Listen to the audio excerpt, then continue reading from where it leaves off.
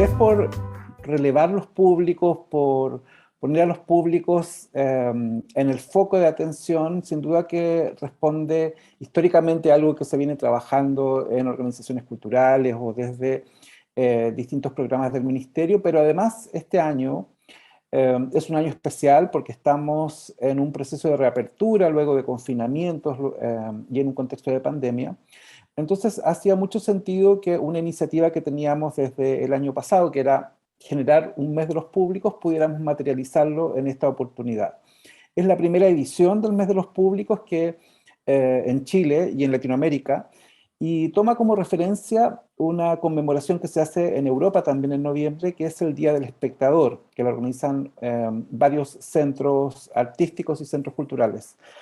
Lo que quisimos en esta oportunidad entonces fue invitar a organizaciones vinculadas con el Ministerio de las Culturas a que programaran actividades y poder a partir de allí relevarlas dentro del contexto del mes de los públicos, que esperamos que de ahora en adelante cada noviembre podamos conmemorarlo, y junto con ello realizar una serie de consultas dirigidas precisamente a los públicos para poder ir relevando también y reuniendo ideas y propuestas que apunten al desarrollo de públicos. O sea, en la práctica es una iniciativa que surge desde el contexto, desde la necesidad, por impulsar el involucramiento de las personas, pero además se enmarca en lo que llamamos el Plan Nacional de Desarrollo y Formación de Públicos, que es una línea de acción que estamos haciendo desde la Unidad de Programación y Públicos.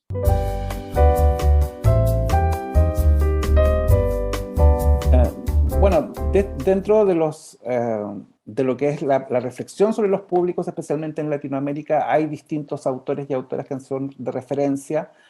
Para nosotros hay al menos 3, 4 autores que siempre estamos consultando o han sido muy significativos: Lucina Jiménez, Ana Rosas Mantecón, ambas son antropólogas de México, también Jaume Colomer desde Cataluña, también ha sido alguien muy significativo para la reflexión sobre los públicos, y por cierto, Néstor García Canclini, antropólogo argentino-mexicano.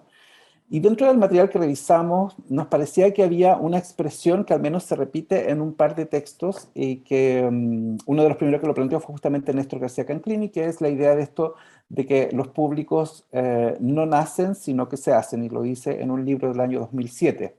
¿A qué apunta esto?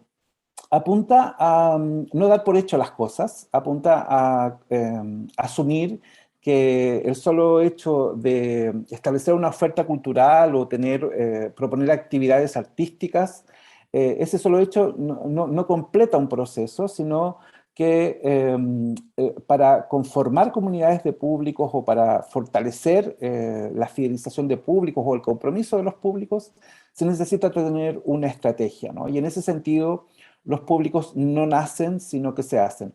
Dentro de esas múltiples estrategias está, por cierto, lo que llamamos formación de públicos, que se enfoca preferentemente en niños, niñas, adolescentes, pero también en la capacidad de seducir o de atraer a públicos a campos con los cuales no tienen a lo mejor vinculación y que descubren mundos nuevos. Entonces, por eso nos quedamos con esta idea, que es una idea fuerza que estos autores siempre están revisando. ¿Qué significa hoy, por ejemplo, que los públicos no nazcan, sino que se hagan? ¿Qué rol cumplen las plataformas digitales en esto? En fin.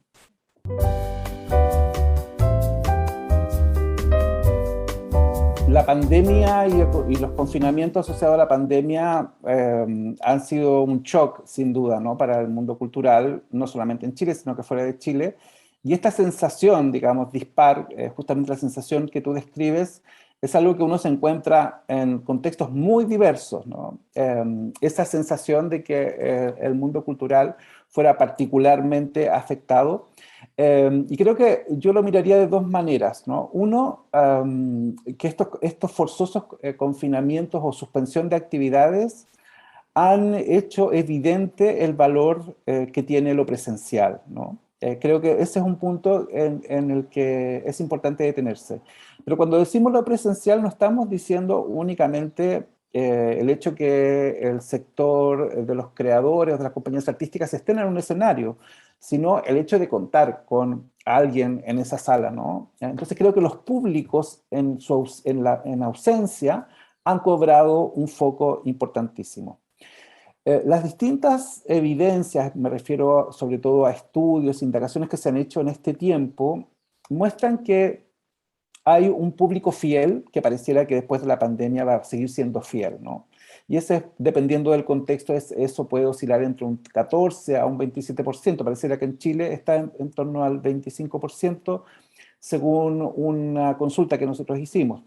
Pero junto con ello, también hay un público quizá más ocasional, mayor de 45 años, mayor de 50 años, que no tenía tanto el hábito de asistir a espacios artísticos, que probablemente va a esperar.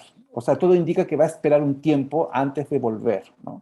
Y allí entonces hay un desafío justamente como una consecuencia de la pandemia.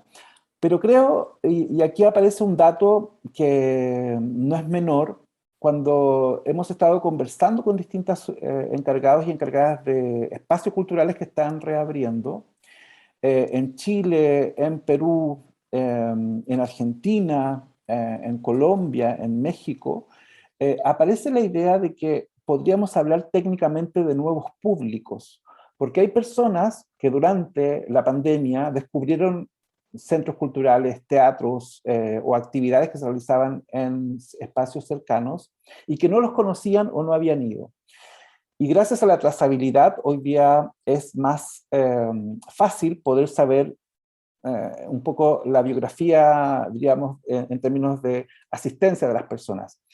Y hay porcentajes bien interesantes que algunos espacios se están reportando en términos de nuevos públicos. Entonces podríamos decir, por una parte, que claro, va a haber un impacto en términos de los públicos. Hay un sector del público que va a ser un poco pragmático y va a tomar distancia.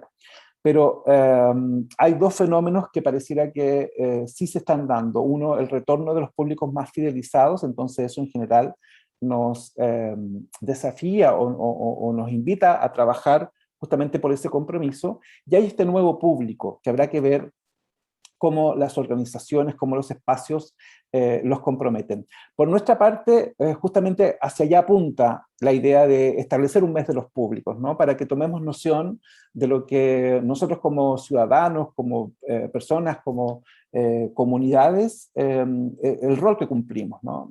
No solamente apunta a hablar de públicos desde el sector artístico, desde el sector de las organizaciones o desde el sector de las agrupaciones artísticas, sino que pensarnos nosotros como públicos y cuánto nos involucramos y la importancia que tiene ese rol justamente más aún en esta etapa.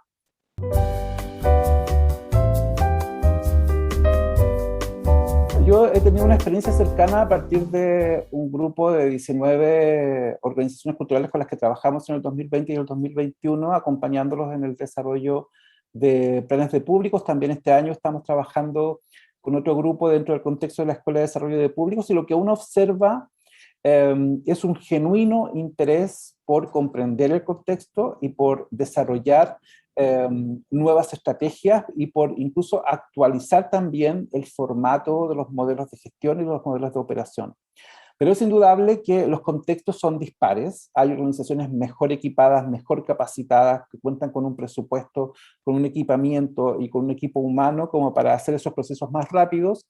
Y hay otras organizaciones que están optando por caminos intermedios. Aquí aparece la colaboración, la alianza, el trabajo en red como la manera para poder probablemente tener visibilidad en el mediano plazo, sobre todo en este nuevo ecosistema. Pero creo que lo que vamos a observar en el tiempo que viene, sobre todo este semestre, va a ser esta consolidación de ciertos modelos y seguramente el surgimiento de otras estrategias, sobre todo de colaboración. Yo creo que la colaboración entre organizaciones va a ser clave. Pero es indudable que hay ciertas organizaciones que han logrado adaptarse con mayor celeridad porque tenían cómo lograrlo, y hay otras que están aún en proceso de transición, pero pareciera que los cambios o los ajustes van a ser inevitables.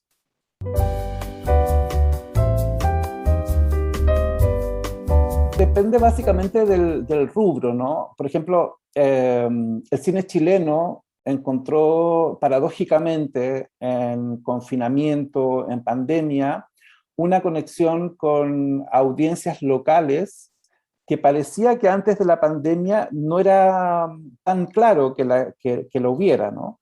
Creo que ahí, por ejemplo, es interesante ese caso, porque antes de la pandemia se hablaba mucho de la dificultad, por ejemplo, del cine chileno para congregar públicos presenciales en salas de cine. Pero durante la pandemia hemos visto que había una predisposición de un público interesado y probablemente tenía que ver más con los canales, con los puntos de conexión, con los canales a través de los cuales llegar. La música, por otra parte, tenía alguna experiencia en más de un caso en relación al streaming, ¿no? Era un tema, y entonces creo que allí en la música ha sido más fácil la adaptación. Donde ha sido más desafiante, especialmente en Chile, es en el campo de las artes escénicas. Yo creo que ellos se enfrentaron un cambio porque lo que define a lo escénico tiene que ver con la experiencia en vivo, o por lo menos así lo definía hasta antes de la pandemia. Y lo que hemos visto es una adaptación, una transición, en un primer momento probablemente una traslación de los formatos, pero en el tiempo, yo creo que ya un año después, sobre todo en el 2021, hemos comenzado a ver cómo la creatividad también comienza a adecuarse, ¿no?, a estas nuevas condicionantes. No estoy seguro que vaya a sustituir en el caso de lo escénico, las pantallas van a sustituir lo presencial en lo escénico. Y eso es poco probable porque es la esencia de lo escénico, ¿no? Más bien se ha reafirmado lo escénico. Por otra parte, ha habido, o estamos en un periodo de alta demanda de participación, y los proyectos han venido haciéndose cargo de eso. Entonces hay un diálogo que se está generando. Pero creo que todavía no hemos visto del todo el potencial que tienen estos formatos híbridos, ¿no? Como los formatos que quizá puedan ser más inmersivos en el mediano plazo, y seguramente es allí donde vamos a conocer a lo largo del 2022 proyectos que profundicen el potencial de las pantallas, por ejemplo.